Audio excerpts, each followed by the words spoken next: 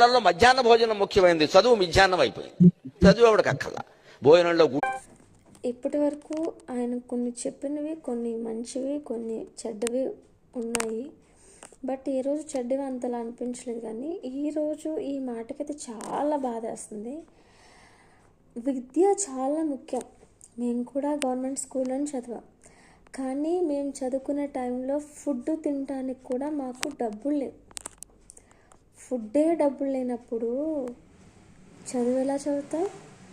బ్రతకడానికి చదవడానికి బ్రతకడానికి ఫుడ్డే మెయిన్. బ్రతికితేనే కదా చదువుకుంటాం. బ్రతకకుండా చదువుకోవడం కరెక్ట్ కాదు కదా. నువ్వు చచ్చిపోతే, ఇంకా అన్నం లేకుండా చచ్చిపోతే చదువు ఎలా చదువుతావు గరికపాటి గారు? మీరు అన్న మాటలు వెనక్కి తీసుకోండి. ఇది చాలా తప్పు అన్నారు. మేము కూడా గవర్నమెంట్లో చదివాము. మాకేం చదివేము